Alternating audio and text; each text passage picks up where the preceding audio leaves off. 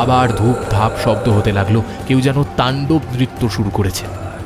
তারপরে 3 second 5 second অন্তর অন্তর শব্দটা কখনো কাছে কখনো দূরে হতে লাগলো। ভয় কাঠ হয়ে দুজনে বাকি রাত জাগলেন।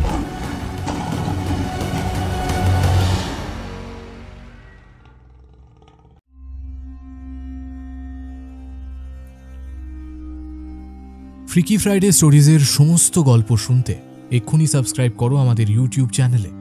বেল আইকনে ক্লিক করতে ভুলো না সমস্ত গল্পের আপডেট ও নোটিফিকেশনের জন্য। Hello and welcome to freaky Friday stories. আজ তোমরা শুনবে সুলেখক দিব্যপ্রিয় রায়চৌধুরীর কলম থেকে একটি দুর্দান্ত গল্প, হরপ্পার পরে। আজকের গল্প পাঠে রয়েছি আমি সায়ন্তন। শুনতে থাকো আজকের ফ্রিকি ফ্রাইডে স্টোরিজের বিশেষ নিবেদন, দিব্যপ্রিয় রায়চৌধুরীর কলম থেকে হরপ্পার পরে।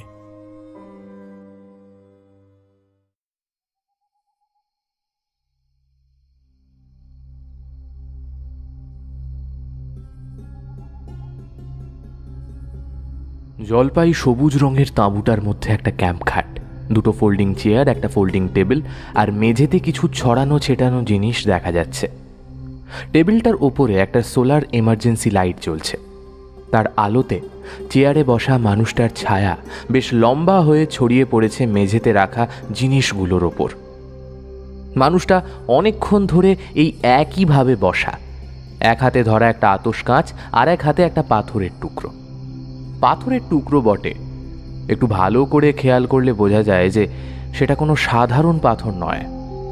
পাথরের মধ্যে কী সব যেন লেখা, অর্থাৎ এটা আসলে একটা শিলালিপি। শিলালিপিটা ভারী অদ্ভুত, কারণ এটা যে কোন ভাষাতে লেখা সেটা প্রফেসর বসু উদ্ধার করতে পারছিলেন না। একবার মনে হচ্ছে ধরতে পারছেন, কিন্তু পরক্ষণেই আবার মনে হচ্ছে না, পারছেন না। এ যেন সেই চর্যাপদের ভাষার মতো, বুঝেও বোঝা যায় না, অথবা নবম দশম শতকের বাংলা লিপির মতো চেনা হয়েও অচেনা ঠেকে। কিছু কিছু অক্ষর যেন মনে হচ্ছে বোঝা যাচ্ছে, বাকিটা না। অর্থাৎ লিপিগুলো উদ্ধার করা খুব সহজ হবে না। পুরো ঘটনা শুরু হয়েছিল প্রায় 6 মাস আগে, খুব বিচিত্রভাবে। প্রফেসর সোমনাথ বসু সেই সময় বেড়াতে গিয়েছিলেন বসিরহাটের দিকে। শীতকাল তখন। সকালে মর্নিং ওয়াকে বেরিয়ে চা খেতে ঢুকলেন একটা দোকানে। পাশেই এক কাগজের ভেন্ডার সাইকেলে করে কাগজ ফেরি করছিল। সেখানে একটা স্থানীয় সাপ্তাহিক কাগজই কিনলেন তিনি। আনন্দবাজার, বর্তমান তো সব জায়গাতেই পাওয়া যায়, কিন্তু এই স্থানীয় কাগজগুলোতে অনেক না বলা প্রান্তিক খবরও ছাপা হয়, সেগুলোও তো জানা প্রয়োজন। পাতা উল্টে প্রথম পাতা, দ্বিতীয় পাতাতে একবার চোখ বুলিয়ে তৃতীয় পাতাতে যেতেই তার চোখ আটকে গেল। একটা খবর বেরিয়েছে, এমনি লোকের কাছে সাধারণ খবর, কিন্তু একজন প্রত্নতাত্ত্বিকের কাছে না। খবরটা হলো বিহারে সাহপুর গ্রামের কাছে ভূমিকম্পে একটা জঙ্গলের মধ্যে মাটি সরে গিয়ে ইটের পাঁজা বেরিয়ে এসেছে। ইটের পাঁজা মাটির নিচ থেকে। 4 লাইনে খবরটা শেষ। স্বাভাবিক, সাধারণ লোক একে পাত্তা দেয়নি, তাই ফেরিওয়ালাকে জিজ্ঞাসা করলেন, এই শোনো। ফেরিওয়ালা অবাক হয়ে এগিয়ে গেল। হ্যাঁ স্যার, বলুন। বলছি, এই কাগজ কারা ছাপে তাদের চেনো? ফেরিওয়ালা একটু ঘাবড়ে গেল, তোতলাতে তোতলাতে বলল, হ্যাঁ হ্যাঁ হ্যাঁ স্যার, চিনি। কেন স্যার? কিছু না, এই যে খবরটা, এইটার ঠিকানাটা ওরা চেনে কিনা। ঘাম দিয়ে জ্বর ছাড়ল লোকটার। বলল, ও ও তাই, বলুন।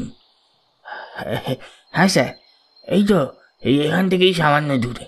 ওই যে ওই ওই ওই রাস্তাটার শেষে একটা নীল বাড়ি আছে, দেখতে পাচ্ছেন? হ্যাঁ, ওটাই ওদের অফিস। ওখানে গিয়ে আমার নাম বলবেন, দেখবেন চিনতে পারবে। প্রফেসর বসু নিজের পরিচয় দিয়ে কাগজের সম্পাদকের সাথে কথা বলে জেনে নিলেন ডিটেলটা। তাদের অফিসেরই একজন ওখানে ঘুরতে গিয়ে এটা দেখেছিল। আর কিছু খবর না পেয়ে কাগজে এটা লিখে দিয়েছিল। প্রফেসর বসু সম্পাদককে জিজ্ঞেস করলেন, এখন অবস্থা কি ওখানে? অবস্থা কি আর হবে স্যার, যদিও মনে হয় ওই স্থানীয় লোকজন কয়েকটা ইট ছেড়ে নিয়ে গেছে। বোঝেনি তো সব। প্রফেসর বসু তখনই সিদ্ধান্ত নিলেন যত দ্রুত সম্ভব আর্কিওলজিক্যাল এক্সকাভেশন না চালালে হয়তো একটা অমূল্য সম্পদ হারিয়ে যাবে লোকেদের হাতে। এখন আশু কর্তব্য হলো পুরাতত্ত্বের রক্ষার জন্য ইন্ডিয়ান AMASR আইন অনুযায়ী এই ঐতিহাসিক সম্পত্তি বাঁচাতে হবে। কিন্তু ওই যে কথায় আছে না, শুভ কর্মে হাজার বাধা, তাই এই বেলাতেই বা বাদ যাবে কেন? তার বেলাতে তার এক বন্ধু রণজিৎ বাদ সাধলেন। দেখো সোম, যাচ্ছ বটে, কিন্তু শেষ অবধি সব ঠিক হবে তো? ওসব পুরনো জায়গায় অভিশাপ টাপের ব্যাপার আছে। দূর তোর, এইসব নাকি বন্ধু। এ যেন সেই প্রফেসর শঙ্কুর গল্পের মতো। তার প্রতি কাজে তার প্রতিবেশী অবিনাশবাবু বাগড়া দিতেন, আর এই রণজিৎও সেই রকম কুসংস্কারের ডিপো যাকে বলে। অন্য সময় হলে হয়তো পাত্তা দিতেন না, আজকে কিন্তু সোমনাথবাবু এই কথায় ভারী রেগে গেলেন। স্পষ্ট বলে দিলেন, দেখো এসব ফালতু কথা বলো না, বলে দিচ্ছি, ঠিক আছে? যাচ্ছি একটা কাজে যেখানে। তাকে শেষ করতে না দিয়ে রণজিৎ বাবু বললেন, এমনি এমনি বলছি না সোম, আমার জ্যোতিষ গণনার কথা মনে আছে তো? তুমি আর তোমার জ্যোতিষ গণনা, কি যেন বলেছিলে? আমি নাকি অদ্ভুতভাবে দুর্ঘটনাতে মারা যাব। আচ্ছা, এই অদ্ভুত মৃত্যুর মানে কি? ডাইনোসর কামড়ে দেবে? কাঁঠালের অংশত্ব পেয়েছো নাকি? সোম, তোমার রাশিচক্রে শনি আর রবি এক স্থানে আছে। তোমার শনি এমনি তো বক্রী, তার উপরে তার মহাদশা আরম্ভ হলে তোমার দশা খারাপ হবে, বুঝেছো? এখন চুপ করো। অপমানিত রণজিৎ বাবু বেরিয়ে গেলেন। সেদিকে তাকিয়ে প্রফেসর বসু মৃদু স্বরে বললেন, বেটা নিজের মেয়ের ডিভোর্স আটকাতে পারলো না, পাথর দিয়ে এসেছে আমার আর্কিওলজিক্যাল এক্সকাভেশন আটকাতে। বাকি গল্প সংক্ষিপ্ত। আইনি বিষয় আর সরকারি অনুমতির পরেই জায়গাটা অ্যাবান্ডান্ট করে দেওয়া হলো। খোঁড়ার লোকজন ছাড়াও তিনি সাথে এনেছেন প্রীতম রায়কে। প্রীতম তারই ছাত্র, ক্যালকাটা ইউনিভার্সিটিতে তার কাছে আর্কিওলজিতে ডক্টরেট করছে। খোঁড়াখুঁড়ির একদম প্রথম পর্বে স্বাভাবিক নিয়মে মাটির নিচ থেকে পুরনো বাড়ি, প্রাচীর এসবের বেশ কিছু অংশ আবিষ্কার হতে লাগলো। সেগুলো ওপর থেকে পর্যবেক্ষণ করে প্রফেসর বসু বললেন, দেখো প্রীতম, আপাতত এই ভগ্নাবশেষগুলো থেকে এটা যে একটা উন্নত নগর সভ্যতা ছিল সেটা তো বেশ বোঝাই যাচ্ছে, কিন্তু এই বাড়ির ভগ্নাবশেষগুলো আরও উদ্ধার না হলে বোঝা যাচ্ছে না এগুলো এক্স্যাক্টলি কতটা পুরনো। প্রায় 2 মাস পরে আরও অনেক অংশ উদ্ধার হলো। সোমনাথ এবং প্রীতম সেগুলো স্টাডি করতে শুরু করলেন। তাদের দুজনের চোখেই ধরা পড়ল কিছু বিশেষত্ব। পোড়া ইটের তৈরি বাড়িগুলো কোনোটা একতলা, কোনোটা বা দোতলা, পাটা ছাদ সেগুলোর। আলাদা স্নানাগার রয়েছে বাড়িগুলোতে, রয়েছে পৃথক জলাধার, শৌচাগারও, রান্নাঘরও আলাদা। পাথরের তৈরি থালা বাসন সেগুলোর সাক্ষ্য দিচ্ছে। আবার রাস্তার দুধারে নিকাশি প্রণালীও রয়েছে। বাড়িগুলো একটার থেকে একটা 10 ফুট মতন দূরত্বে। প্রীতমের চোখগুলো আনন্দে নেচে উঠল। স্যার, এই আরবানাইজেশন প্ল্যানটা দেখেছেন? কেমন হরপ্পা স্টাইলের লাগছে না? অনেকটা সেরকমই, কিন্তু মনে রেখো আমরা সেই জায়গা থেকে এখন কিন্তু বহু বহু দূরে। কাজেই এই মিল কাকতালীয়, তবে সিমিলারিটি খুব আছে। যাই হোক, প্রশ্ন হলো পুরোটাই কি নিছক মিল? তবে প্রীতম, আমার মনে হচ্ছে কি জানো তো? কি স্যার? ভুরু কুঁচকে প্রফেসর বললেন, বোধহয় এই সভ্যতাটা ঠিক ততটা প্রাচীন না যতটা আমরা স্ট্রাকচার দেখে ভাবছি। কেন দেখো বলছি, হরপ্পা সভ্যতার কথা বলছো, সেটা প্রায় মাটির নিচে 50 ফুটের ডেপথ থেকে বের হয়েছিল, রাইট? এমনকি 2000 সালে MIOT যখন গুজরাটের কাম্বের কাছ থেকে কিছু আর্টিফ্যাক্ট উদ্ধার করে, যেখানে একটা ওই কাঠের টুকরো পাওয়া গিয়েছিল যেটাকে বলা হয়েছিল 9000 বছরের পুরনো। পড়েছো এগুলো তুমি? মনে পড়ছে? হ্যাঁ স্যার। প্রফেসর ধরা গলাতে বলে চললেন, ক্যাম্বেতে এক্সক্যাভেশন চালাতে হয় প্রায় 70 থেকে 120 ফুট গভীরে, কিন্তু এখানে দেখো 7.5 ফুট গভীরেই পাওয়া গেল এই ধ্বংসাবশেষ। আরও দেখো, এই জায়গাটা ভূমিকম্প হয়ে বেরিয়ে এসেছে, রাইট? তা এত বছর কি এখানে ভূমিকম্প হয়নি? তবে এটা এত দিন পরে বেরোলো কেন? ভূমিকম্প তো খুব মারাত্মক হয়নি শুনেছি, তাতে 7.5 ফুট গভীরে একটা ধ্বংসাবশেষ বেরিয়ে এলো। কি আজব, তাই না? হ্যাঁ স্যার, সত্যি এটা স্ট্রেঞ্জ। আরও কিছু সময় গেল। ঘটনার শুরু থেকে আজ অবধি প্রায় 3.5 মাস কেটে গেল। কয়েকটা জিনিস আবিষ্কৃত হয়েছে আরও। নগরের বাইরে মোটা দেওয়াল যতখানি খুঁড়ে বের করা গেছে তাতে দেখা যাচ্ছে এই শহর ছিল গোলাকার। ব্যাস ধরে হিসেব করলে প্রায় 90 একর। প্রফেসর বসু সেদিন বিকেলে খোঁড়াখুঁড়ি শেষ হলে প্রীতমকে নিয়ে বসলেন কাজের প্রোগ্রেস মেলাতে। সেই সময় প্রীতম তাকে বলল, স্যার, এটা কীরকম শহর ছিল? কেমন গোলাকার একটা সিটি, মানে এর কারণ কি ছিল বলে মনে হয় আপনার? অন্যমনস্কভাবে প্রফেসর উত্তর দিলেন, সত্যি তো গোলাকার। সাথে একটা জিনিস মাথায় ঢুকছে তোমার। কি স্যার? নগরের পাঁচিলের দেওয়াল 6 ফুটের বেশি হাইট না, এদিকে প্রায় 5 ফুটের মতো পুরু। অবাস্তব লাগছে না? স্যার, আমার মনে হয় না এদের উঁচু পাঁচিলের প্রয়োজন ছিল বাইরের শত্রুদের আক্রমণের থেকে রক্ষার জন্য। কি করে বলছো? স্যার, আমার মনে হয় গোল দেওয়াল এই কারণেই করে রাখা হতো যাতে ভিতরের যোদ্ধারা গোলাকার বৃত্ত বানিয়ে ভিতর থেকে বাইরের শত্রুদেরকে ঠেকাতে পারত, মহিলা ও শিশুদের মাঝে রেখে। লজিক তো আছেই, কিন্তু এরকম করতে গেলে তো কামান হোক তীর হোক ছুড়বার জন্য পাঁচিলে তো জায়গা চাই। সেরকম কিছু কি দেখতে পাচ্ছ বলো? না, মানে তা তো দেখতে পাচ্ছি না স্যার। তার উপরে এদের অস্ত্রশস্ত্র সেগুলোকেও তো খুঁজে পাইনি। একটা বড় কথা কি জানো তো প্রীতম, নগরের শাসক কে ছিলেন, এখানে কোন লোকেরা থাকতো? হিসাব মতে নগরের মধ্যস্থলে অর্থাৎ সার্কেলের মাঝ বরাবর এখানে শাসনকর্তার বাড়ি হওয়া উচিত, তাই না? সত্যি তো, শাসকের রক্ষা সব থেকে প্রয়োজন, তার বাড়ি পাওয়া যায়নি কেন? তবু প্রীতম বলল, স্যার, আপনি এত শর হয়ে কিভাবে বলছেন যে পাওয়া যায়নি? হয়তো এই বাড়িগুলোর মধ্যে থেকেই একটা। প্রীতম, একজন শাসক বা রুলারের বাড়ি সেপারেট প্যাটার্নে হবেই। সেটা যদি অত্যন্ত গরিব উপজাতি হয় তবুও তাদের সর্দারের বাড়ি কেমন আলাদা হয় দেখোনি? তাহলে কি শাসকের বাড়ি অন্য প্রান্তে ছিল? সে কথা বলতেই প্রফেসর বললেন, আচ্ছা, আমরা নগরের মূল ফটক খুঁজে পাইনি, তাই না? না স্যার।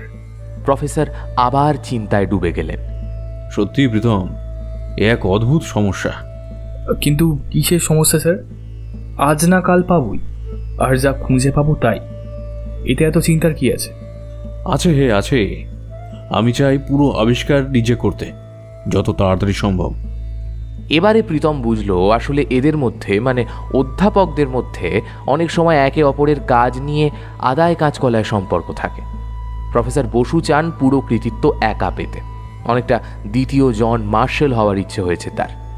প্রীতম দীর্ঘশ্বাস ফেলল। এভাবে কেটে গেল প্রায় 5 মাস।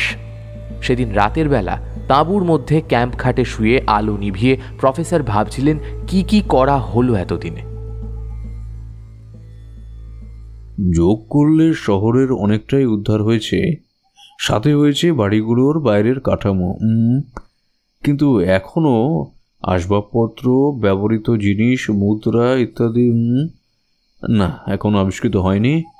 সাথে হয়নি কোনো মন্দির বা শাসকের বাড়ি। এরা কোন ধর্মে বিশ্বাসী ছিল? বাড়িগুলো খুব বেশি ভাঙাচোরা নয়, মানে লুটপাট, আক্রমণ এসব কি কখনো হয়নি? এদিকে একটা অস্ত্র পাওয়া যায়নি। সেনাবাহিনী ছিল না নাকি? অদ্ভুত তো। ডেপথ দেখে মনে হচ্ছে সভ্যতা খুব বেশি পুরনো না। আবার বাড়ি বা রাস্তার ডিজাইন যেন সেই মৌর্য, নন্দ বা আরও আগেকার সময়ের। কোনো প্রতিরক্ষার ব্যবস্থার কোনো প্রমাণ নেই। তার উপরে ডিজাইন গোলাকার একটা শহর।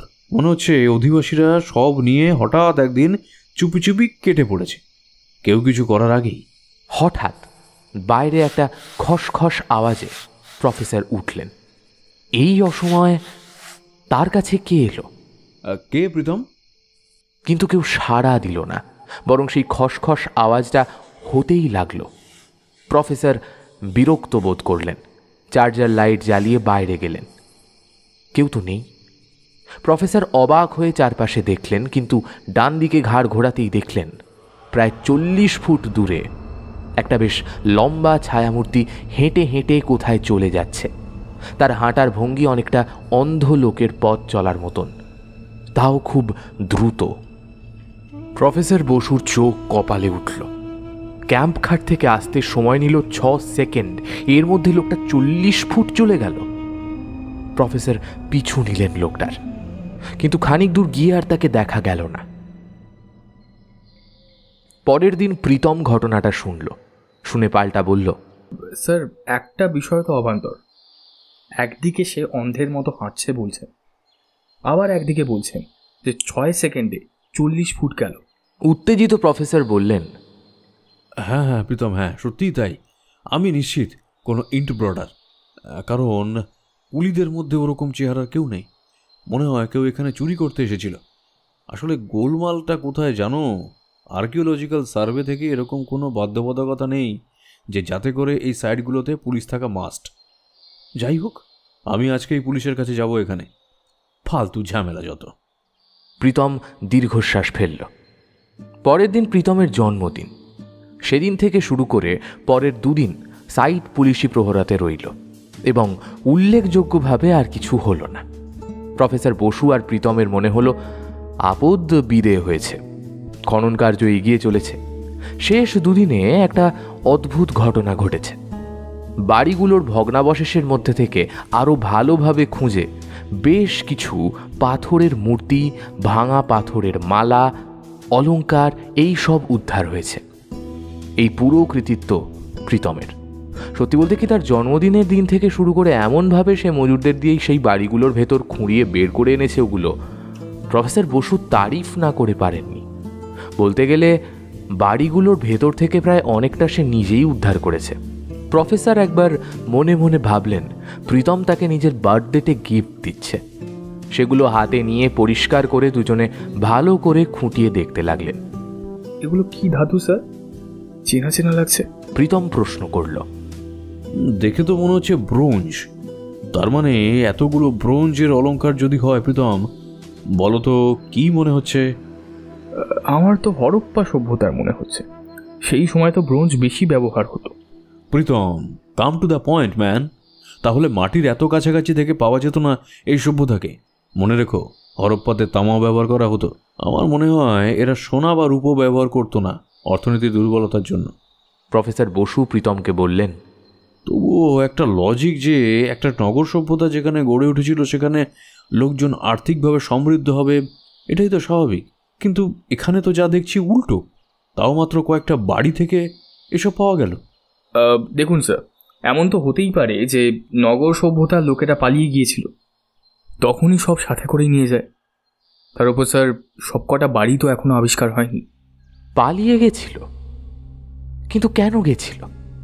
খরা, বন্যা, মহামারী, অদ্ভুত নগরী।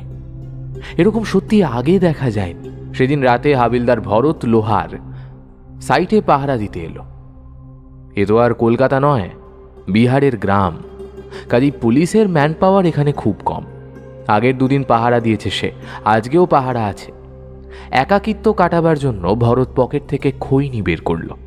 সেটা তার সুখ দুঃখের সাথী। রাতের অন্ধকারে নিঝুম হয়ে আছে সাইট। ভরত সেই দিকে তাকিয়েছিল এক দৃষ্টে। একটা অনেক পুরনো শহর নাকি আবিষ্কার হয়েছে সেখানে। সে শুনেছে কত পুরনো বাড়িকে মাটির তলা থেকে ঘুম ভাঙিয়ে ওপরে নিয়ে আসা হয়েছে, পুরনো জিনিস খুঁজে পাওয়া যাচ্ছে। হঠাৎ ভরতের মাথায় একটা কথা এলো। বাবু ভাইকে একবার বললে কেমন হয়? সে তো নামকরা স্মাগলার এখানে, ভরতের সাথে বেশ খাতির। এই পুরনো মালগুলো বাইরে চড়া দামে বিক্রি হয় সে জানে। বাবু ভাই নিজে ফায়ার আর্ম স্মাগলিং করে, তা আশা করা যায় নিশ্চয়ই অন্য কারোর মারফত স্মাগলিং করবে এগুলো। কয়েকটা তুলে পাচার করলে কেউ কি টের পাবে? রাত 11:30। এখন বাবু ভাই জেগে থাকবে, হুইস্কি পার্টি চলে তার রাতে। ফোন বের করলো সে, গলা নামিয়ে কথা বলতে লাগলো।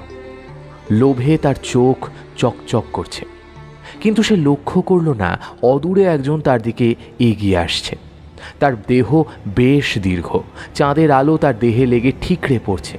সে চলেছে অন্ধের মতো, যদিও খুব দ্রুত বেগে।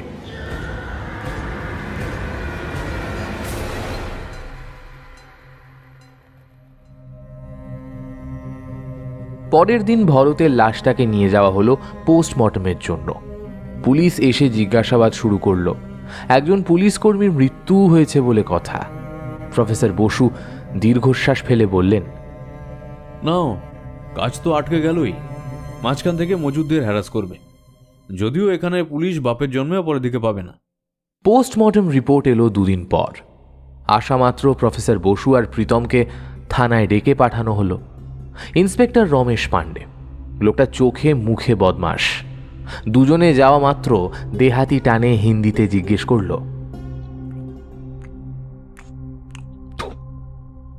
आइए आइए बैठिए, তো বলে ফেলুন আপনাদের মধ্যে খুনি কে? কথাবার্তার ধরন শুনে গা জ্বলে গেল দুজনের। চিবিয়ে চিবিয়ে আবার জিজ্ঞেস করলো সে, কি কোথাও কানে যাচ্ছে না? বলুন বলুন আপনাদের মধ্যে খুনি কে, বলে ফেলুন। প্রফেসর উত্তেজিত হয়ে টেবিলে চাপড় মেরে বললেন, মুখ সামলে কথা বলবেন, আমি একজন প্রফেসর, এটা ভুলে যাবেন না। দারোগা পাণ্ডে নীরব দৃষ্টিতে কিছুক্ষণ তাকিয়ে থেকে ঠান্ডা গলায় বলল, এই ধীরে বাত कीजिए, বেশি তরবারলে পিছনের রড গুজে লোকাপে পুড়ে দেবো। প্রফেসর বসুর এক অন্য রূপ দেখল এবার প্রীতম। দারোগার চোখে চোখ রেখে বললেন, তাই না? বেশি বেশি করলে না কাজে বাধা দান, ছাড়াও ফালতু হ্যারাসমেন্টের চার্জে আইপিসি 1860 চার্জে এফআইআর করা হবে। তখন চাকরি নিয়ে টানাটানি পড়বে কিন্তু আপনার। বাস্তবে এটা এত সহজও না, কিন্তু রমেশ দারোগা খানিক ঘাবড়ে গেল এতে। প্রীতম মনে মনে ভাবল, বেটা নিঘাত ঘুষ দিয়ে চাকরিতে ঢুকেছিল, তাই জ্ঞান গম্যি এত কম। রমেশ দারোগা পরিস্থিতিতে খানিক সামলে নিয়ে গলা খাঁকড়ে বলল, ঠিক আছে যান, কোনো খবর পেলে বলবেন। দুজন বেরিয়ে এলেন। আর কোনো হাবিলদার পাহারা দিতে রাজি হলো না। অগত্যা সেদিন রাতে রমেশ নিজেই গেল অকুস্থলে। 2 দিন জায়গাটা বর্ডার লাইনে আটকানো ছিল। এখন কাজ শুরু হয়েছে। আসলে সেদিন শাসানিতে কাজ হয়েছে একটু। তাছাড়া আরও একটা কারণ ছিল। ভরত মারা যাওয়ার পরের দিন বাবুভাই নিজেই কল করেছিল রমেশকে শুধু এইটুকু বলেছিল যে ভরত লাস্ট পর্যন্ত ওকে সাইড থেকে কিছু চুরি করার প্ল্যান বলেছিল। ঠিক তখনই একটা আর্তনাদ করেছিল ভরত। তারপর 1000 রিং হয়ে গেলেও ভরত আর ফোন তোলেনি। তাছাড়া পোস্টমর্টম রিপোর্ট বলেছিল বলিষ্ঠ হাতের এক আঘাতে মরেছে ভরত। যদিও প্রফেসর বসু বা তার পুরো টিমে সেরকম কেউ নেই যে সেইভাবে ভরতকে মারতে পারে। তবুও থানায় ডেকে এনে কোর্কে দিলে হয়তো মান সম্মানের ভয়ে ঘুষ দিয়ে সেটেল করতে চাইবে ভেবেছিল, কিন্তু হলো উল্টো। রমেশ ঠিক করলো এবার নিজেই সে যাবে রাতের বেলা। এভাবে না হলে ওভাবে বাবু ভাইকে সে নিজেই তুলে দেবে কিছু জিনিস চুরি করে। দারোগা হবে চোর। একটা সুবিধা হলো কি, এখানে কেউ তাকে দেখতে পেলেও কিছু বলতে পারবে না, ভাববে সরেজমিনে এসেছে। সেটা সব থেকে বড় সুবিধে। মুখে তার এক চিলতে হাসি ফুটে উঠল, কিন্তু সেটা ফুটে উঠেই মিলিয়ে গেল, কারণ সে যেখানে দাঁড়িয়েছে সেখান থেকে দেখতে পেল দূর থেকে কে যেন ধেয়ে আসছে তার দিকে। সে চলেছে অন্ধের মতো, কিন্তু অতি দ্রুত বেগে। পরদিন দুপুরে প্রীতম আর প্রফেসর বসু নিজের ক্যাম্পে বসেছিলেন চুপ করে। প্রফেসর এক সময় বললেন, প্রীতম, একটা জিনিস দেখো। হ্যাঁ, কি স্যার? আমি সেই অদ্ভুত ফিগারের মানুষটাকে দেখলাম গত 12 তারিখ। ভরত মারা গেল 15 তারিখ, আর দারোগা উন্ডেড হলো কাল 18 তারিখ। ধরা গলায় প্রীতম বলল, স্যার বুঝতে পারছি না কিছু। তাহলে কি ঠিক 3 দিন পরেই সে আসে? আমার মনে হচ্ছে একটা লিঙ্ক আছে স্যার, যেটা আমরা ধরতে পারছি না। সত্যি কথা, আমার না নিচেরই এখন পাগল পাগল লাগছে। সকালের দিকে মজুরেরা খোঁড়াখুঁড়ি আরম্ভ করার আগে একজনের নজরে পড়েছিল দূরে কে যেন সাইটের বাইরে উঁচু জমিতে পড়ে আছে। কৌতূহলী হয়ে একজন দেখতে গেল, দেখেই আর্তনাদ করে উঠল, এ তো দারোগা। শ্বাস চলছে যদিও, কিন্তু সারা গায়ে কালশিটে পড়ে গেছে, মুখ থেকে রক্ত বেরিয়ে মাটি কালচে হয়ে গেছে, হাতের উপর ফোলা দেখে মনে হচ্ছে হাড় ভেঙে গেছে। স্থানীয় সরকারি হাসপাতালে নিয়ে গেছিল কয়েকজন। জ্ঞান ফিরে আসার পরেও দারোগার কথা বলতে পারছে না, বোধহয় পারবেও না। নিস্তব্ধতা ভেঙে প্রফেসর বসু আবার বললেন, প্রীতম, বাউন্ডারি পুরোটা বার হয়ে গেছে কি? ওকে স্যার, দেখে আসছি। এই বলে প্রীতম বেরিয়ে গেল। প্রফেসর বসু এবার পাথরের মূর্তি আর মুদ্রাগুলোর দিকে মন দিলেন। এই কয়েকদিন ভালো করে দেখা হয়নি এগুলো, এবারে একটু মন দিয়ে দেখতে হবে। কিন্তু এ কি? প্রফেসর বসু হঠাৎ একটা জিনিস দেখে চমকে উঠলেন। এই কয়েকদিন কেন দেখেননি এগুলো? খোঁড়াখুড়ির কাজে একটু ব্যস্ততা, তাছাড়া ওসব ঝামেলাতে মেজাজ খারাপ ছিল, সব মিলিয়ে দেখা হয়নি। এই পাথরের টুকরোটা এ তো পশুপতির শিলমোহর আঁকা, অবিকল মহেঞ্জোদারো থেকে পাওয়া জিনিসগুলোর মতো।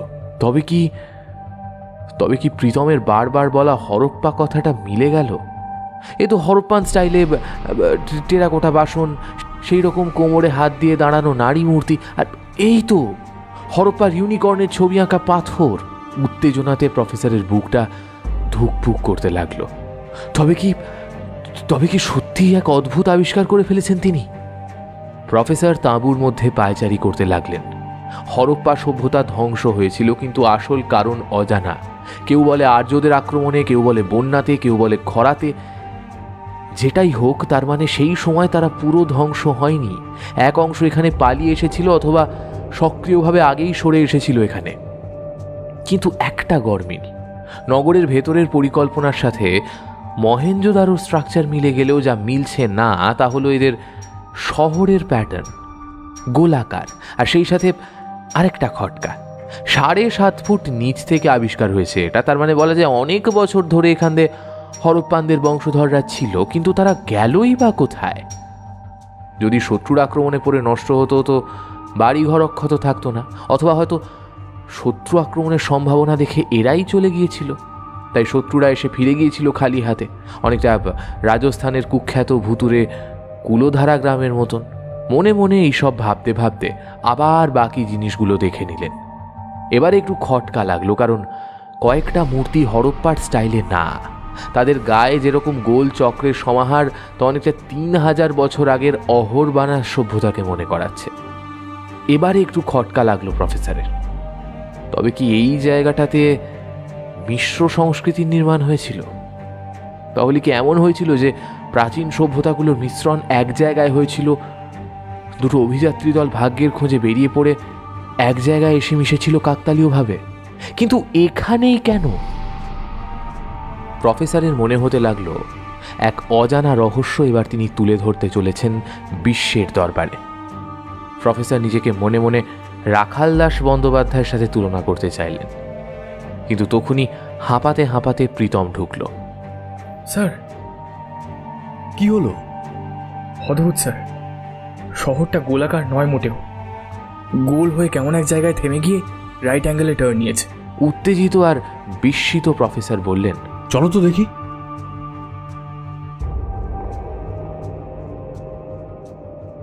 দুই দিন পরের সকাল। শেষ পর্যন্ত যেটা আবিষ্কার হয়েছে সেটা সত্যি অতীব বিস্ময়কর।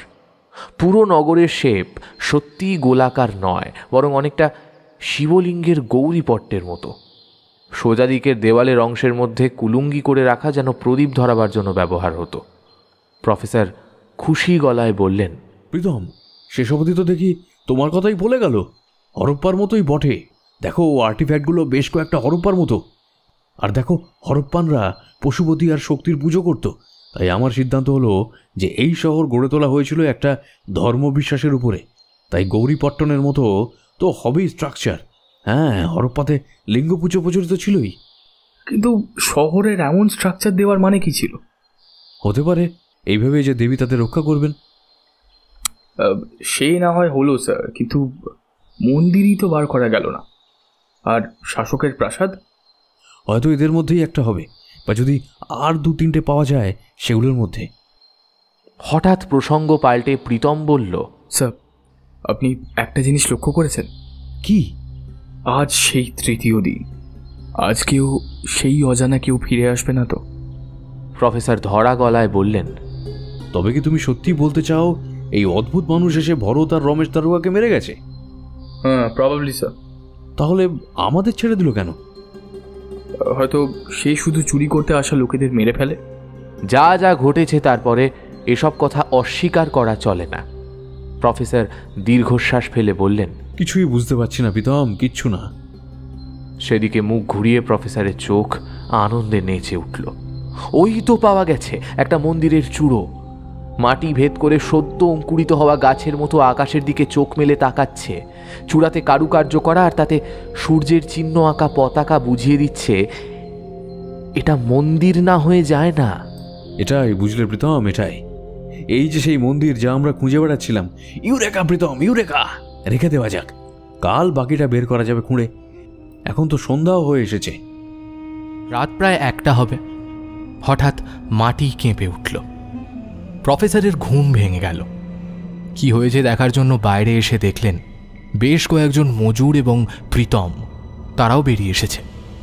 এবারে প্রফেসর বুঝলেন যে ভূমিকম্প হয়েছে। ভাগ্যিস কোনো কিছু ভেঙে পড়েনি। কিন্তু কি সর্বনাশ হয়েছে তা পরের দিন বোঝা গেল মন্দিরের কাছে গিয়ে।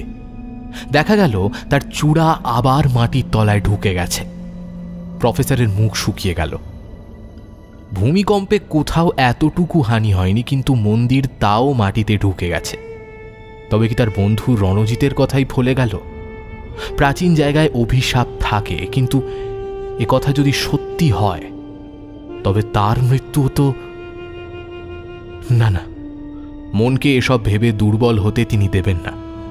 মজুরদের নির্দেশ দিলেন মন্দির খুঁড়ে বের করতে। পরদিন সকালে মন্দির পুরো খুঁড়ে বের করা হলো।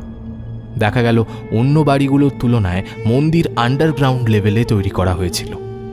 সিঁড়িও খুঁজে পাওয়া গেল যাতে করে মন্দিরে আসা যেত। পাশে জলাধার এবং মন্দির লাগোয়া কয়েকটা ঘর পাওয়া গেল। বোঝা গেল সেগুলো পূজারীদের। ভেতরে তাদের ব্যবহৃত থালা বাসন ইত্যাদি পাওয়া গেল। উচ্চতায় মন্দির প্রায় 2 তলা সমান, অর্থাৎ অনেকটা নিচে নামতে হতো সাধারণ লোকেদের। কিন্তু একটা কথা প্রফেসর সোমনাথ বসু কিছুতেই বুঝতে পারছিলেন না, যে এত নিচে করে মন্দির বানাবার কারণ কি। বৃষ্টির সময় তো খুব সমস্যা হতো। তাহলে সব জেনে বুঝে এরকম করার মানে কি? তবে কি নিচ দিয়ে কোনো প্রকোষ্ঠ করা ছিল আগেই কিছু বিপদের আঁচ করে, এবং যেখান দিয়ে অধিবাসীরা পালিয়েছিল? প্রায় 17 কাঠা জমির ওপরে এই মন্দির। মন্দিরটা কিন্তু সাধারণ ডিজাইনের, বাকি বাড়িগুলোর মতোই পোড়া ইটের। দরজার ওপরে ধাতুর পাত বসানো। মূল ঘরের চারপাশে 4টে থাম। থামের গায়ে ফুল পাতা ছাড়া বেশি কিছু খোদাই করা নেই। মন্দিরের দোতলাটা ধাপে ধাপে উঠে সেই সূর্য আঁকা পতাকা অবধি গেছে। থাম আর দরজার পাতের উপরে কি সব যেন লেখা, পরে পরিষ্কার করলে দেখা যাবে। কিন্তু আরেকটা জিনিস চোখে পড়ল। মন্দিরের দরজা খুব শক্ত হুড়কো দিয়ে আঁটা।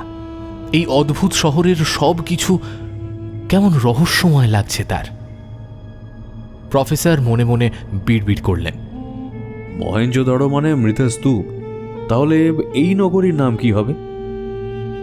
সেই দিনটাও কেটে গেল। বিকেলবেলা প্রফেসর আরও কয়েকটা বাড়ির ভেতর থেকে উদ্ধার হওয়া জিনিসপত্র পরীক্ষা করে দেখতে বসলেন। এবারে আরও অবাক হওয়ার পালা ছিল। কয়েকটা পাত্রের গায়ে খোদাই করা ভাষাগুলো একেবারে অন্য ধরনের, মানে চেনা কোনো ভারতীয় লিপির প্যাটার্নের মতো নয়। ক্ষয়ে গেলেও বোঝা যাচ্ছে যে ওগুলো কয়েকটা দাগ দাগ কি সব আঁকা। প্রফেসর নিজের মনে মনে বললেন, না জানি আরো কত কি আবিষ্কার হবে। শুধু একটাই দুঃখ, বেশি আর্টিফ্যাক্ট পেলাম না খুঁজে। যাই হোক। পাথরের গায়ের লিপিগুলোর ছবি তুলে গুগল লেন্স দিয়ে সার্চ করতে চাইলেন প্রফেসর। আসলে খুব চেনা লাগছে এগুলো, কিন্তু ফোন বের করে দেখলেন সিগন্যাল পুরো শূন্য। যা বাবা, এ কি হলো? বাইরে বেরিয়ে দেখলেন মজুররা তাঁবুতে ফিরে যাচ্ছে, আর উল্টো দিক থেকে প্রীতম এগিয়ে আসছে। ও প্রীতম, তোমার ফোন একটু দেবে? এই দেখো, এই সিগন্যাল নেই। স্যার, আমার কোনো সিগন্যাল নেই। বলো কি, সার্ভিস প্রোভাইডার বসে গেল নাকি? মজুরদের কারোর ফোনেও নাকি সিগন্যাল নেই। হতাশ হয়ে প্রফেসর বললেন, যাগে, যবে আসবে দেখা যাবে। ভাগ্যিস আমি সকালে বাড়ির লোকের সাথে কথা বলে নিয়েছিলাম। আসলে কি জানো তো, এই যে দেখো, এই পাথরের লেখাগুলো না কেমন চেনা লাগছিল। কোন পাথর স্যার? তাঁবুতে ঢুকে পাথরের টুকরোটা হাতে নিল প্রীতম। মনে হয় এটা কোনো বড় মাপের থালার অংশ। খানিকক্ষণ হাতে নিয়ে দেখে প্রীতম বলল, এ তো প্রাচীন হিব্রু। বলো কি? স্যার এই দেখুন, আর্লি সিমেটিক হিব্রু অক্ষর। আচ্ছা, মনে পড়েছে এবারে। এই তো বিভিন্ন ছবির মতো অক্ষর। এই যে লেখা এ, বা ওদের ভাষাতে এই, রেশ বা আর, আন বা ও, নুন বা এন, এ সব মিলে যাচ্ছে। আরন, এর মানে কি? দাঁড়ান, মনে পড়ছে করেও মনে পড়ছে না। আচ্ছা ঠিক আছে, কালকে দেখা যাবে স্যার, এখন আসি। পরের দিন প্রায় পুরো নগরী বেরিয়ে এলো। সত্যি একটা অদ্ভুত শিবলিঙ্গের গৌরীপট্টের মতন আকৃতির শহর, যার পিঠের দিকে দেওয়ালে সারি সারি কুলুঙ্গি করা, আর একেবারে শেষে নগরে ঢোকার গেট। গ্র্যান্ড সাকসেস, কি বলো প্রীতম? হ্যাঁ স্যার, এবার কেবল মন্দিরের ভিতরে জিনিস বার করা বাকি। করুক ওরা, ততক্ষণ চলো এবারে একটু বাইরে দেখে আসা যাক ওই গেট দিয়ে। হ্যাঁ চলুন। আপনার ফোনে সিগন্যাল এসেছে? না গো, আসেনি। তোমার? আমারও না স্যার। বলতে বলতে নগরের প্রবেশদ্বার পেরিয়ে বাইরে এলেন তারা। খুশির গলায় প্রীতম বলল, একটা ছবি নিই স্যার। পকেট থেকে ফোন বের করে প্রীতম অবাক গলাতে বলল, এই দেখুন স্যার, ফুল টাওয়ার। পকেট থেকে ফোন বের করে প্রফেসর বসুও অবাক হলেন। তাই তো, নিজের বাড়িতে একবার কল করলেন তিনি। কথা বলতে বলতে আবার সেই প্রবেশদ্বার দিয়ে ভেতরে আসতেই ফোন কেটে গেল। আশ্চর্য, কি হলো? ফোনটা নামিয়ে হাতে নিয়ে দেখলেন আবার সিগন্যাল শূন্য। কি হচ্ছে এসব? যাই হোক, এদিকে হয়তো টাওয়ার থাকে না, কিন্তু এমনভাবে কি থাকে না যে তার সীমারেখা পেরোলে ফোনের সিগন্যাল চলে যাচ্ছে? ফোনটা কানে নিয়ে অনেকক্ষণ কথা বললেন প্রফেসর। যতই হোক, একটা বিশাল মাপের আবিষ্কার তিনি করেছেন। এই আনন্দে তিনি কিছুক্ষণের জন্য ভুলে গেলেন হাবিলদার আর দারোগার পরিণতির রহস্য। ভুলে গেলেন মন্দিরের চূড়া এক রাতের মধ্যে মাটিতে ডুবে যাওয়া। বেশ অনেকটা জায়গা চলে এসেছেন তিনি। কথা বলতে বলতে যেখানে এসে থামলেন সেখানে একটা সিঁড়ি সাইটে নেমে গেছে আবার। তার উপরে দাঁড়িয়ে চোখ গেল সদ্য আবিষ্কৃত নগরের পথের দিকে। হরপ্পার নগর পরিকল্পনার সাথে আর একটা পার্থক্য, সেখানে রাস্তা পোড়া ইটের হতো, এখানে পাথরের। সেটা অস্বাভাবিক নয়, এখানে মিশ্র সংস্কৃতির প্রমাণ তিনি পেয়েছেন।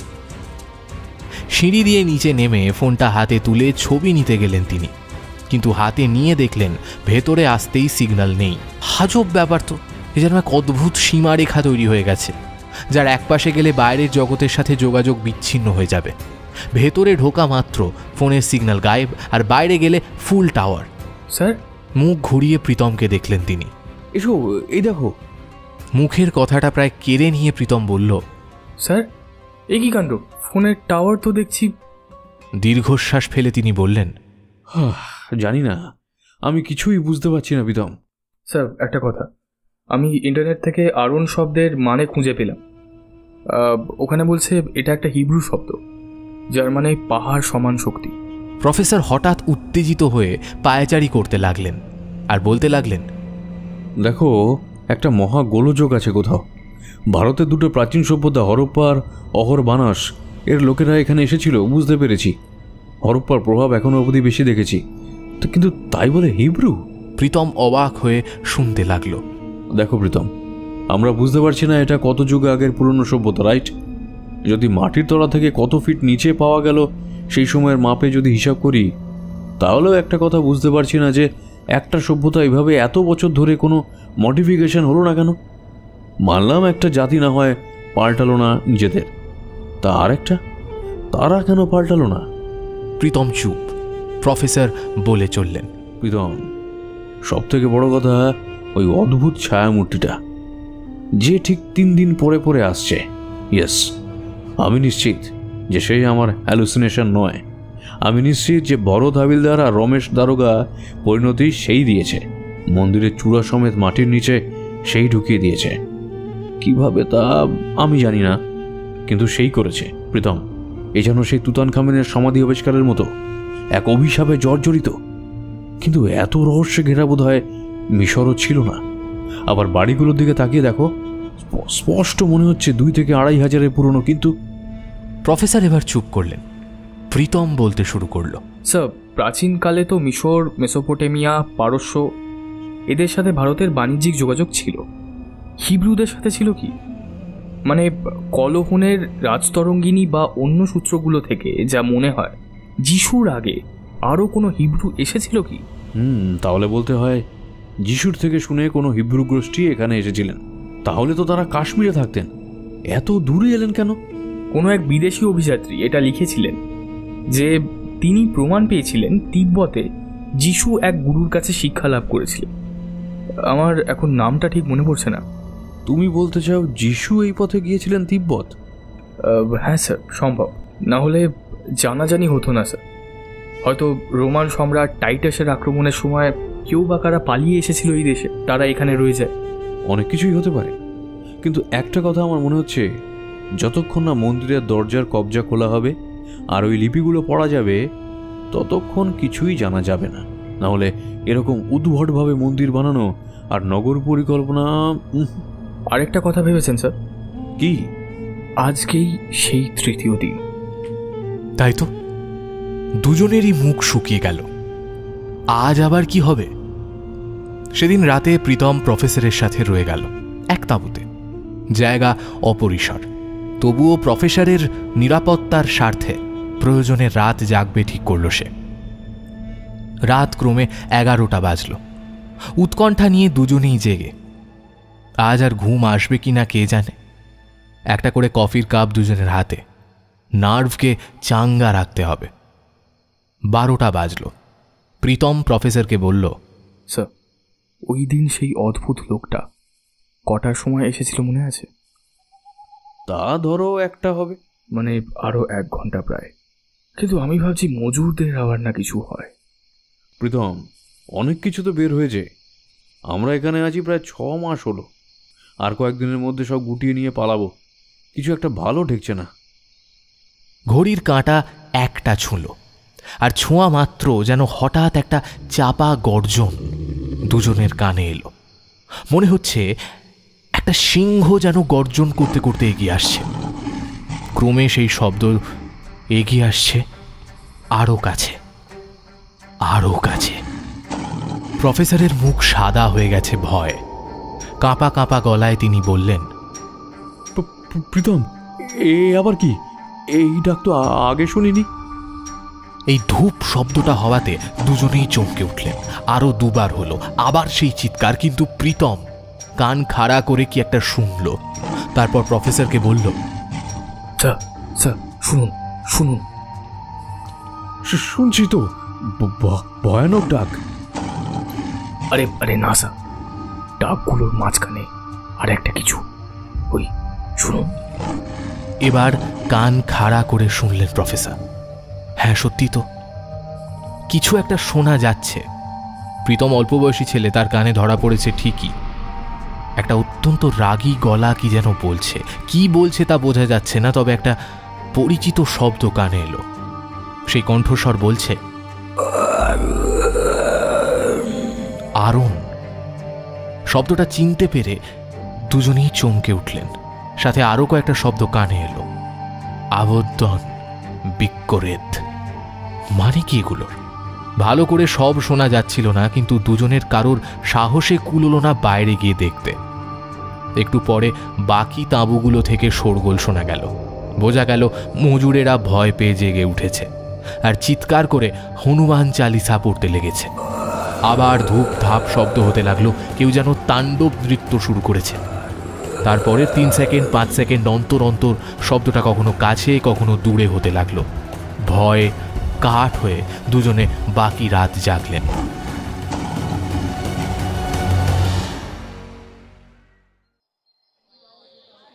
सर, हम और इधर काम नहीं करेगा सर।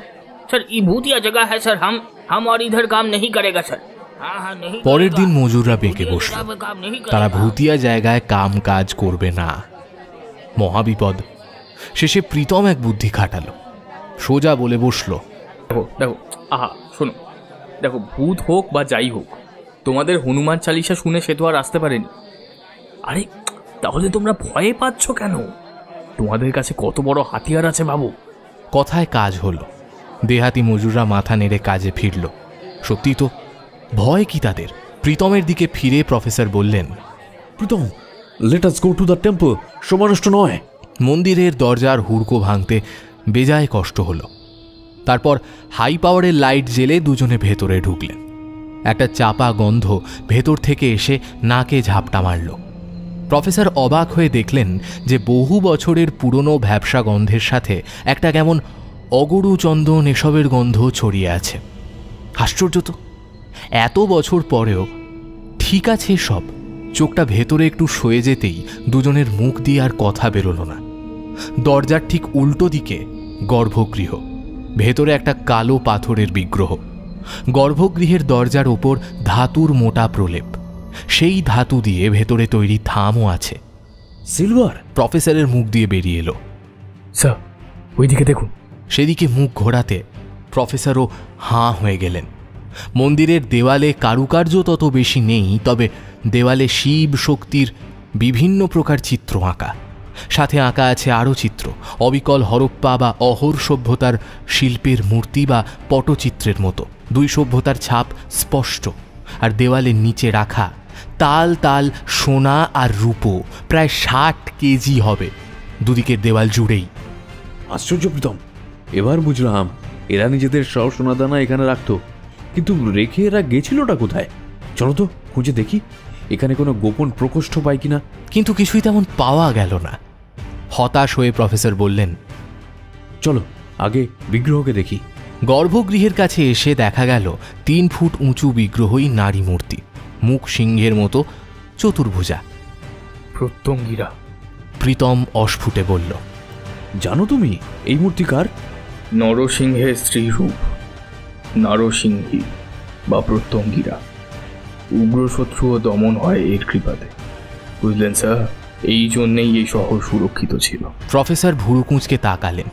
কিন্তু একটা বিষয় স্যার। বলতে বলতে বিগ্রহের পেছন থেকে কয়েকটা পাথরের চৌকোনা অংশ বের করে আনল সে। প্রফেসর অবাক হয়ে ভাবলেন, ইয়াং ম্যানের চোখ একেই বলে। তার আগেই দেখতে পেয়েছে কিভাবে এগুলো। চলুন স্যার। যেতে যেতে প্রফেসর বললেন, একটা ব্যাপার দেখো প্রীতম, এই অদ্ভুত মিশ্র সভ্যতা পরের দিকে সোনার উপর আমদানি করেছে, কিন্তু এগুলো মন্দিরে রেখে হড়ুকো বন্ধ করে পালিয়েছে। আজব কেস বলো। পরের দিকে বলছেন কেন স্যার? সোনার মুদ্রার ব্যবহার তো বলা হয় গ্রিকদের হাত ধরে। না না, সেসব বাজে কথা স্যার। প্রীতম ঝাঁঝিয়ে উঠল। আমাদের বেদে উপনিষদে সুবর্ণ শব্দে উল্লেখ নেই, তাহলে আপনি এই কথা বলছেন কিভাবে যে গ্রিক সভ্যতার হাত ধরে এসেছে? দুটোর মধ্যে কত সময়ের পার্থক্য দেখুন। কেউ কেউ তো বলে বৈদিক সভ্যতা 800 থেকে 1000 খ্রিস্টপূর্বাব্দে। তাই যদি হয়ে থাকবে তাহলে আর্যরা হরপ্পা ধ্বংস করেছে, এটা কিভাবে বলা হয়? প্রফেসর বসু যেন কেঁচো হয়ে গেলেন। শিলালিপি উদ্ধার করতে হবে এবার, যদি সম্ভব হয়। আর মাত্র 2 দিন হাতে আছে। এবারে সত্যি তুতেনখামেনের সমাধি উদ্ধারের অভিশাপের গল্পের মতো হচ্ছে। গল্প না, বাস্তব মনে হচ্ছে। তৃতীয় রাতে আবার সে আসবে, তার আগেই।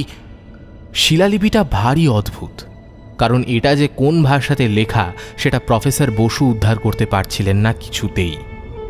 একবার মনে হচ্ছে ধরতে পারছেন, কিন্তু পরক্ষণেই আবার মনে হচ্ছে না, পারছেন না। এ যেন সেই চর্যাপদের ভাষার মতো, বুঝেও পাওয়া যায় না।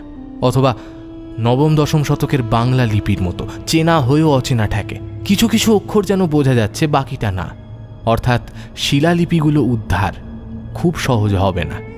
সন্ধে হয়ে এলো, তবে লিপির প্যাটার্ন অনুসারে তিনি এটুকু নিশ্চিত এটাও মিশ্র ভাষাই হবে। পরের দিন সকাল থেকে জিনিস গুছোনোর পালা। দীর্ঘ সময় নেবে এতে, কিন্তু প্রফেসর চান আজ আর কালের মধ্যেই, কারণ মন্দিরের বাইরের গায়ের লেখাগুলোও পড়তে হবে। এই শিলালিপি আর মন্দিরের গায়ের লিপি একই রকমের। সেই দিনটাও কাটলো দুপুর অবধি। তারপর প্রীতম এলো তার কাছে। এসো প্রীতম। স্যার, পাঠোদ্ধার কতদূর? হয়েও হচ্ছে না গো। দেখি স্যার। এই বলে প্রীতম হাতে নিল একটা শিলালিপি। তারপরে বলল, এই তো মিক্সড অ্যালফাবেট স্যার। এই তো দেখুন, হরপ্পা ইউ বা চোখ প্যাটার্নের অক্ষর, এর সাথে ব্রাহ্মী লিপির স্ট্রেট দাগ জুড়ে যোগ করা অক্ষর। হ্যাঁ, আর এই যে এটা হলো আর্লি সেমেটিক ছবি টাইপ লিপি। মিলিয়ে দেখুন, এই যে। জিনিয়াস। প্রফেসরের মুখ দিয়ে বেরোলো, কিন্তু পরক্ষণেই তিনি বললেন, কিন্তু ইন্দাস সভ্যতার লিপি তো পড়া যায় না প্রীতম। আপনার সমস্যা হবে না, যেহেতু ব্রাহ্মী আর সেমেটিক একই অক্ষর, মানে যেমন ধরুন র, এই র অক্ষর লেখার জন্য ব্রাহ্মী আর সেমেটিক থেকে যদি নেওয়া হয় এক জায়গায়, তাহলে নিশ্চয়ই এর সাথে যেটুকু থাকবে সেটা হরপ্পান র। প্রফেসর মন্ত্রমুগ্ধের মতো মাথা নাড়লেন। পরের 24 ঘন্টা দুজনে মিলে পাঠোদ্ধার করলেন এবং এর সাথে মন্দিরের গায়ে যা কিছু আছে সব লেখা হলো। প্রফেসর সেগুলো লিখে জড়ো করছিলেন এক জায়গাতে। প্রীতমের অন্য কাজও আছে, মাঝে মাঝে গিয়ে দেখে আসতে লাগলো যে গোটানোর পালা কত দূর। অতঃপর পুরো জিনিসটা পড়ার পালা প্রফেসরের। কিন্তু যেটা লেখা রয়েছে,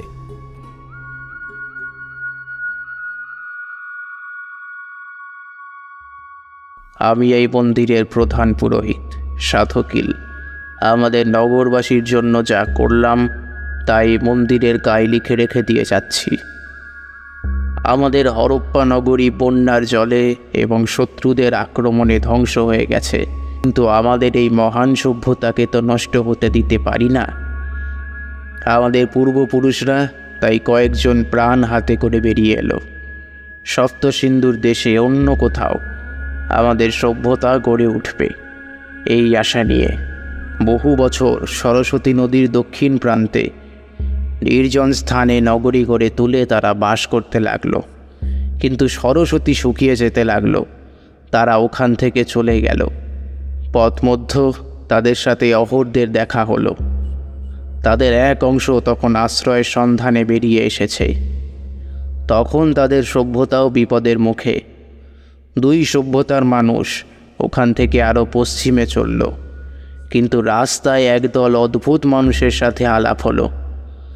তারা নিজেদের তন্ত্রবিদ বলে পরিচয় দিল। আমাদের পূর্বপুরুষের কাছে তারা পর্যাপ্ত খাবার আর আশ্রয় পেল। তন্ত্রবিদরা খুশি হয়ে বলল নতুন নগরে তাদের নিয়ে যেতে, তারা নিজেরাই নিরাপত্তার ব্যবস্থা করবে। এরপর নতুন নগরী তৈরি হলো। তাদের কথা মতো নগরের আকার শক্তি দেবীর প্রতীকের মতো হলো। জায়গা আর জমির পরিমাণ তারাই বলে দিল। এই জমির নিচে নাকি এক অদ্ভুত শক্তির উৎস আছে, তাই নিচু জমিতে মন্দির করতে বলল। প্রাত্যঙ্গিরা নামে এক দেবীর মন্দির হবে। অদ্ভুতভাবে আমাদের নগরী দ্রুত বিকশিত হতে লাগলো। প্রতি গৃহে স্বাচ্ছন্দ্য। বছরের পর বছর ঘুরে গেল। ক্রমে প্রাত্যঙ্গিরা আমাদের নগর দেবী হয়ে উঠল। মন্দিরের পুরোহিতরা তন্ত্রবিদদের কাছ থেকে অনেক অদ্ভুত বিদ্যা শিখল। আমাদের নগরীর খরা, বন্যা, মহামারী, শত্রু আক্রমণ কোনো কিছুতেই ক্ষতিগ্রস্ত হলো না। দেখতে দেখতে পুরোহিতদের প্রতিপত্তি বেড়ে উঠতে লাগলো। ক্রমে আমরা আর্যদের মতো সুবর্ণ আর রজত নামের ধাতুর ব্যবহারও শিখলাম। একদিন আমাদের নগরের কয়েকজন ভিনদেশী আগন্তুক এলো। তাদের মধ্যে একজনের দেহ বিশাল ছিল, কিন্তু চোখ ছিল তার অন্ধ। বাকিরা তার সঙ্গী বোধহয়। তারা আমাদের কাছে আশ্রয় চেয়েছিল। আমার পূর্বতন প্রধান পুরোহিত অনুমতি দিল, কারণ ততদিনে প্রধান পুরোহিত মন্দির তথা নগরের শাসক হয়ে উঠেছে। প্রচুর সুবর্ণ আর রজত তারা পেত। এই অন্ধ আগন্তুকের কাহিনী অদ্ভুত। তারা ইহুদি নামে এক জাতি, সুদূর জেরুজালেমে বাস করে। এর পিতা স্যামসন ছিল এক মহাবলশালী মানুষ, যে দেবতাদের বরে অপরাজয় ছিল। তার শক্তির মূল রহস্য ছিল চুল। ডালিলা নামে এক কন্যার সাথে স্যামসনের ভালোবাসা হয়, কিন্তু সে আসলে ইহুদি শত্রু, ফিলিস্তিনি জাতির গুপ্তচর ছিল। স্যামসনের চুলের রহস্য সে জেনে ফেলে তাকে কেটে দিয়েছিল। স্যামসন দুর্বল হয়ে ফিলিস্তিনিদের হাতে ধরা পড়ে। তাকে অন্ধ করে গাজা নামের স্থানে দাগনম দেবতার মন্দিরে নিয়ে গিয়ে শিকলে বেঁধে ফেলা হয়। বহু লোককে ডাকা হয়েছিল যাতে তারা দেখতে পারে তার মৃত্যু, কিন্তু দেবতারা স্যামসনের শেষ প্রার্থনা পূর্ণ করে তার শক্তি শেষবারের মতো ফিরিয়ে দিল।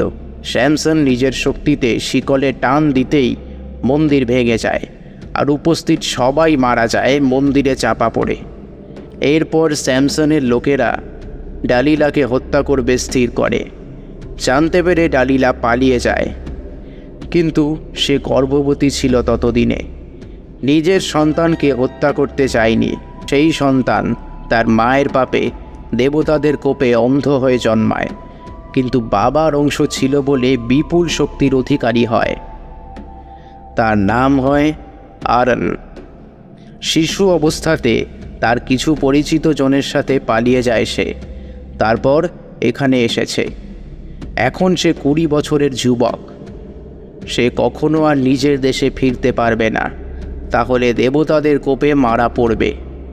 এখানে কেন এলো সে এক রহস্য। ইহুদিদের মধ্যে জোহান নামে এক পুরোহিত আছে। আরানের দলের একজন তার শিষ্য। পুরোহিতদের ওরা রাব্বি বলে নিজেদের ভাষাতে। তাকে জোহান বলেছিল আরও পূর্বের দিকে চলে যেতে, যেখানে মেজেল তফ বা সৌভাগ্য ফিরবে। আকাশে তারারা পথ দেখাবে, যেখানে গিয়ে আকাশে 5টা তারাকে আধা চাঁদের মতো দেখাবে। তখন বোঝা গেছিল কী দেখে তন্ত্রবিদরা এই স্থানকে বেছে নিয়েছিল। বহু বছর পরে সেই দেশ, যার নাম ভারতবর্ষ, ইহুদিদের এক রক্ষক আসবে। নাম হবে ইউসুস। সাথে সেই রাব্বিও বলেছিল নতুন স্থানে কোনো রকম বিশ্বাসঘাতকতা না করতে, ফল ভালো হবে না। কিন্তু সমস্যা আমাদের এবারে হলো, বিশ্বাসঘাতকতা আরানের রক্তে ছিল। কদিন পরে সে দাবি করল আমাদের নগরীর অধিপতি হবে। আমার আগের পুরোহিত ক্রুদ্ধ হলেন, কিন্তু আরান দৈব বলে বলিয়ান, তাকে পরাস্ত করা সম্ভব ছিল না। সে তখন 2 দিনের সময় দিল তাকে নগরীর অধিপতি ঘোষণা করার, আর বলল আবন্ধন বা মৃতের স্তূপে পরিণত হবে। ওদিকে সুবর্ণ আর রজতের ভারে আমাদের প্রধান পুরোহিত লোভী হয়ে উঠেছিল। আরান না জানতে পারে এমন করে গোপনে কয়েকজন নগরবাসীর সাথে দেখা করে বলল তাকে সুবর্ণ আর রজত দিলে সে আরানের ব্যবস্থা করবে। কিন্তু শেষ অবধি সেসব পেয়েও কিচ্ছু করা যায়নি। আরান তাকে হত্যা করল। এখন আমি দ্রুত নির্বাচন হলাম প্রধান পুরোহিত। ঘোষণা করলাম পরের দিন আমরা তাকে অধিপতি বানাবো। আরানের দল খুশি হয়ে চলে গেল। সেই রাতেই আমরা বাকি পুরোহিতরা মিলে গোপনে প্রাত্যঙ্গিরা দেবীর এক পুজো করলাম। এসব সেই তন্ত্রবিদরা শিখিয়েছিলেন। ভোরের আলো ফোটবার সাথে সাথে এক ভয়ানক ঘটনা হলো। আরান আর তার সাথীদের কে যেন টানতে টানতে অদৃশ্য হাতে নিয়ে এলো মন্দিরের কাছে। তার সাথীরা সাধারণ মানুষ, তাই তারা আসার পর মারা গেল। কিন্তু আরান মারা যায়নি, কারণ সে তার পিতার অংশ পেয়েছিল। দৈব শক্তি তারও খানিক রয়েছে। আমরা আবার নতুন ক্রিয়া শুরু করলাম। তার ফলে আমাদের চোখের সামনে আরান অদ্ভুতভাবে করাতে করাতে মন্দিরে ঢুকে এলো। আমরা মন্দির বন্ধ করে দিলাম। তারপর মন্দিরের দরজা ভালোভাবে বন্ধ করলাম। দেবী প্রাত্যঙ্গিরার কূপে পড়ে ও ওইখানেই থাকবে, কিন্তু আমরা আর থাকবো না। ভেতরের সুবর্ণ ও রজত ওইখানেই থাক। দেবীর নাম করে আগের পুরোহিত চেয়েছিল, তাই আমরা নেব না। কিন্তু এই স্থান আর নিরাপদ নয়। যদি কোনো নগরবাসী সুবর্ণর লোভে ওই দরজা ভাঙে ভবিষ্যতে, তাই আমি নির্দেশ দিলাম এই নগরী ত্যাগ করার। 1 দিনের মধ্যে নগরী খালি হয়ে গেল। নগরবাসী এবারে নানা স্থানে ঘুরে ছড়িয়ে পড়বে হয়তো। হরপ্পার মহান সভ্যতা এবার সত্যি সত্যিই ধ্বংস হলো। আমরা ব্যবস্থা করলাম মন্ত্রের বলে, যাতে আমরা নগরী ত্যাগ করার পরেই এই নগরী মাটির 5 হাত নিতে চলে যায়। কিন্তু আমাদের এই বন্ধন স্থায়ী নয়। যখন আকাশে সেই অতি দুর্লভ 5 তারার সমাবেশ হবে, ভূকম্পে এই নগরীর এক অংশ জেগে উঠবে। সময়ের সাথে ক্রমে ক্রমে আরানের বন্ধন দুর্বল হবে। সেই সময় এই নগরীকে ভূমির ওপর আনলে আরানের আত্মা বেরিয়ে আসবে ক্রমে। কিন্তু প্রতি 3 দিনে একবার কেবল অবয়ব ধারণ করে মধ্যরাতে সে বের হতে পারবে। যেহেতু সে নিজে লোভী এবং ধূর্ত, তাই যে মানুষ এখানে চুরি করতে আসবে তাকে সে হত্যা করবে। কিন্তু সাবধান করছি, এই মন্দিরের দেওয়ালে তাই লিখে যাচ্ছি, প্রাতঙ্গিরা দেবীর কাছে থাকা পাথরগুলো যেন তোলা না হয়, তাহলে সে নিজের শক্তি ক্রমে ফিরে পাবে, দিনে রাতে যখন ইচ্ছা অবয়ব ধারণ করতে পারবে। শুধু পুরোহিত কুলের কোনো ভবিষ্যৎ বংশধর যদি এখানে আসে, একমাত্র তাকেই সে কিছু করতে পারবে না। আর একটি কথা, যত সে জাগ্রত হবে তত বিস্ময়কর ঘটনা ঘটতে থাকবে। ভবিষ্যতের মানুষ, তোমাদের আমরা সতর্ক করে গেলাম।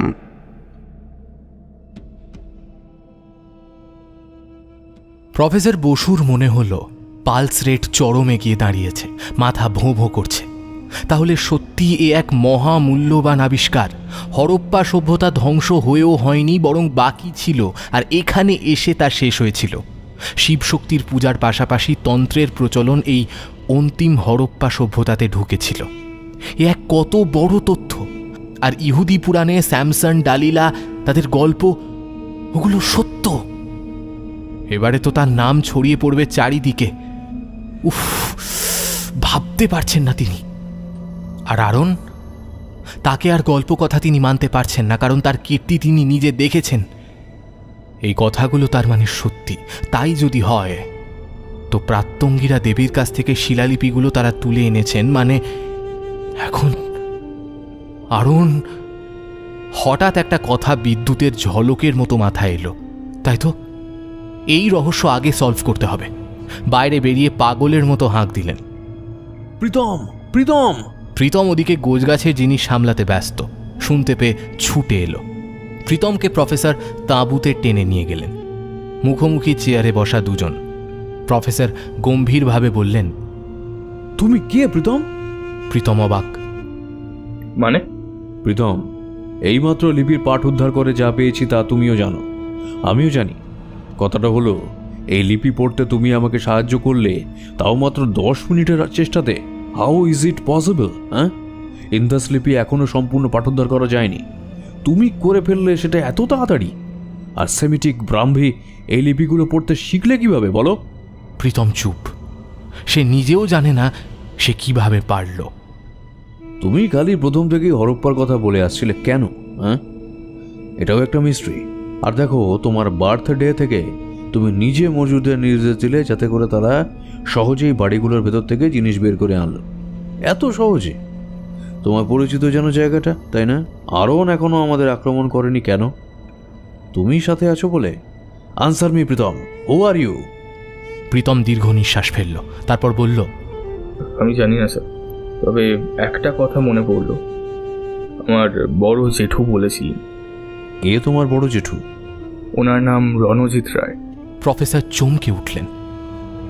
জ্যোতিষী রঞ্জিত রায়? কসবায় বাড়ি, যার মেয়ের ডিভোর্স হলো কিছুদিন আগে? হ্যাঁ, আপনি চেনেন? ওহ মাই গুডনেস, সে তো আমার বন্ধু। জানতেও পারিনি উনি তোমার জেঠু। সে বলেছিল আমি নাকি অদ্ভুতভাবে মারা যাব। এই বলো বলো, তোমাকে কি বলেছে? আমাদের বংশে একটা অদ্ভুত ইতিহাস আছে। আমাদের পূর্বপুরুষদের 2-1টা জিনিস আমার বাবা আর বড় জেঠুর কাছে আছে, যেগুলো কোনো মিউজিয়ামকে দেওয়া হয়নি। সেগুলো খুব গোপনভাবে আমাদের বাড়িতে রাখা। সেগুলো নাকি সিন্ধু সভ্যতার নিদর্শন। আমাদের বহু আগের এক পূর্বপুরুষ পুরোহিত ছিলেন। ওহ নো, মানে তুমি হলে সেই পুরোহিতের বংশধর? এটা আমাকে বলনি কখনো। বংশের গোপন কথা কি বাইরে বলা যায়? সেই নিদর্শনগুলো আপনাকে দেখাতে পারবো না কেউ, না আমি না বড় জেঠু। এইসব গোপন ব্যাপারগুলোই আমাকে আর্কিওলজিক্যাল দিকে টেনে এনেছে। হ্যাঁ, এবার আসল কথাটা বলি। জেঠু বলেছিল আমার 25 বছর বয়স হলে আমি জানতে পারবো আমার বংশের সম্বন্ধে। আমার নাকি মনে পড়ে যাবে কিছু কথা, যদিও তখন পাত্তা দিইনি এইসব বিষয়, কিন্তু আজ মনে পড়ল। এতক্ষণে ক্লিয়ার হলো সবটা। প্রফেসর বিড়বিড় করতে লাগলেন, ইউজেনিক্স অসম্ভব! তার মানে তোমার বংশের স্মৃতি তোমার মধ্যে জেগে উঠেছে? অবিশ্বাস্য। কিন্তু আমি যদি বাইরে যেতে চাই? কিছু বলবেন স্যার? শোনো প্রীতম। প্রফেসরের মুখ চোখ পাল্টে গেল হঠাৎ। পাথরগুলো বিগ্রহের কাছ থেকে সরানো হয়েছে, তার মানে আরন জেগে উঠেছে। আর বেশি সময় সে দেবে না, এর মধ্যে পালাতে হবে। শোনো ছেলে, তুমি থাকবে সে আমার কিছু করতে পারবে না। এত কষ্টের আবিষ্কার আমি নষ্ট তো হতে দিতে পারি না। এগুলো আমি নিয়েই যাব। এখান থেকে তুমি আমার বডিগার্ড, আরন আমার আর কিচ্ছু করতে পারবে না। চলো। প্রীতমকে নিজের হাতের মধ্যে কবজা করে ফেললেন প্রফেসর। প্রীতম অবাক হয়ে রইল, সে বুঝতে পারছিল না কি বলবে, কিন্তু প্রফেসর তাকে হিড় হিড় করে বাইরে টেনে আনলেন। মজুরদের দিকে তাকিয়ে চিৎকার করে বললেন, সব প্যাক করো 1 ঘন্টার মধ্যে। কিন্তু মজুররা কেউ শুনেও শুনছে না, তারা যেন পাথরের মতো একদিকে তাকিয়ে আছে। এবার প্রফেসর সেদিকে ঘাড় ঘোরালেন। ও কি? মজুরদের থেকে মিটার 10 দূরত্বে দাঁড়িয়ে আছে এক মূর্তি। মূর্তি বটে, কারণ ওরকম বলিষ্ঠ দেহ কেবল কল্পনাতেই আনা সম্ভব। সাদাটে চামড়া, পরনে কাপড় কিছুটা লুঙ্গির মতো করে জড়ানো, যা এক প্রান্ত কাঁধের ওপর দিয়ে উঠেছে, কেমন প্রাচীন রোমানদের মতো। লম্বা চুল কাঁধ অবধি ছুঁয়ে গেছে, চোখ দুটো অন্ধ। এই তবে আরন। সত্যিই সে জেগে উঠেছে। বাতাসে কি যেন শুঁকল সে। তারপর মজুরদের উপেক্ষা করে প্রফেসর আর প্রীতমের দিকে এগিয়ে আসতে লাগলো।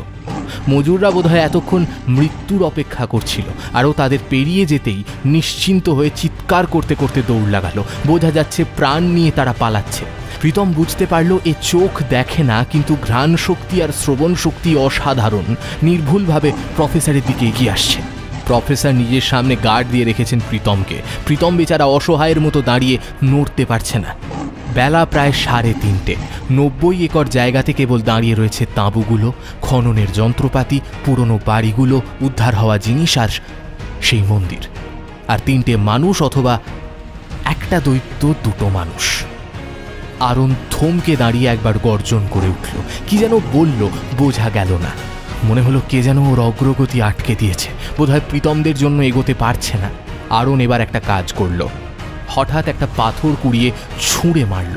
সেটা সোজা গিয়ে লাগলো প্রীতমের মাথাতে। পাথর আসতে দেখে প্রফেসরের হাত একটু আলগা হয়ে গিয়েছিল। আর্তনাদ করে প্রীতম প্রফেসরের হাত ছাড়িয়ে বসে পড়ল। মাথা ফেটে গেছে তার। প্রফেসর তাকে তুলে ধরতে গেলেন নিজেকে গার্ড করার জন্য।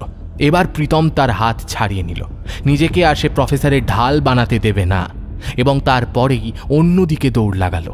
নিজের প্রাণ বাঁচাতে হবে তাকে। সে সামনে থাকলে আরন আসবে না হয়তো, কিন্তু ঢিল পাথর তো আর সেই বাধা মানবে না। ওদিকে প্রফেসর চিৎকার করতে লাগলেন, প্রীতম যেও না, যেও না প্রীতম। এবং প্রায় সাথে সাথে প্রফেসরের আর্তনাদ শোনা গেল। প্রীতম ঘাড় ঘুরিয়ে দেখল আরনের হাতে বন্দি প্রফেসরের গলা, এবং তারপর তার আর্তনাদ আর শোনা গেল না। হঠাৎ প্রবল ভূমিকম্প শুরু হলো। প্রীতম ঘাবড়ে গেল। বিশুদ্ধ এক ভূমিকম্প। মাটি কাঁপছে, ফাটল দেখা দিচ্ছে। ওই তো বাউন্ডারি ওয়াল। আরেকটু যেতে পারলেই পেছনে ধূপধাপ শব্দ হচ্ছে। সর্বনাশ! আরন তাড়া করে আসছে নাকি? ক্রমে সেটা কাছে আসতে লাগলো। বাউন্ডারি ওয়াল আর মাত্র 5 মিটার। প্রীতম বুঝতে পারলো হয়তো আরনও পালাতে চায়, কিন্তু কোনোভাবে প্রীতম সামনে থাকাতে ও পারছে না। অদ্ভুত! সম্মুখে নিশ্চিত মৃত্যু দেখলে সবাই কেমন বিহল হয়ে পড়ে, তাই না? কিন্তু প্রীতমের সেই পূর্বপুরুষ কি এমন বন্ধন শক্তি ব্যবহার করেছিলেন যেটা আজও তার বংশধরকে রক্ষা করল? এর উত্তর জানা যাবে কি? ক্রমে 2 মিটার। হঠাৎ শব্দটা থেমে গেল, আর আরনের আর্তনাদ শোনা গেল। বাউন্ডারি ওয়াল পেরিয়ে ডান দিকে গিয়ে থামল প্রীতম। সেই সময় দেখতে পেল একটা ফাইলের মধ্যে আরন ক্রমে ঢুকে যাচ্ছে। সব বাড়িগুলো ভেঙে পড়ছে, মাটিতে ঢুকে যাচ্ছে। খানিক পরে সব নিশ্চিহ্ন হয়ে গেল। আরন, প্রফেসরের মৃতদেহ, মন্দির, বাড়ি, সব।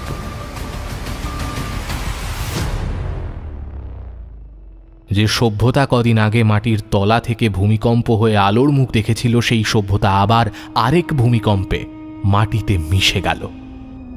প্রীতম হাঁটা লাগালো। প্রফেসর তাকে যখন লিপির পাঠোদ্ধার দেখিয়েছিলেন, তখন একটা বিষয় তিনি দেখেননি। মন্দিরের গায়ের শেষ লাইনটা পড়েননি, যেটা মন্দিরের পেছন দিকে লেখা ছিল।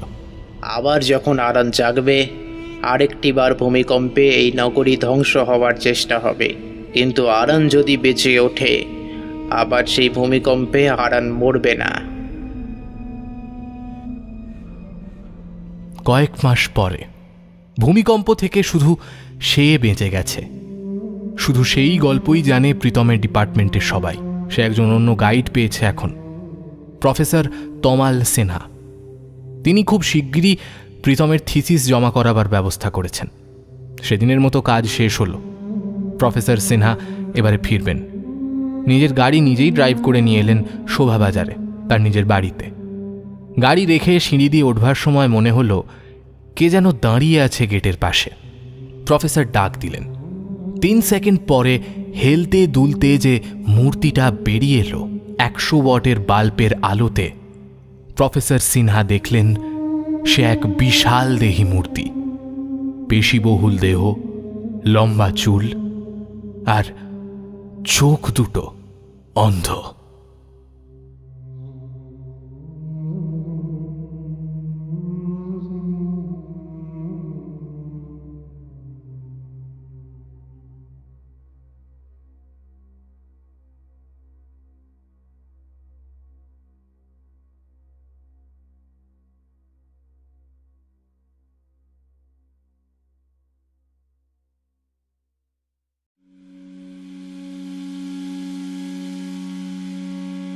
এতক্ষণ তোমরা শুনছিলে হরপ্পার পরে, রচনা দিব্যপ্রিয় রায়চৌধুরী।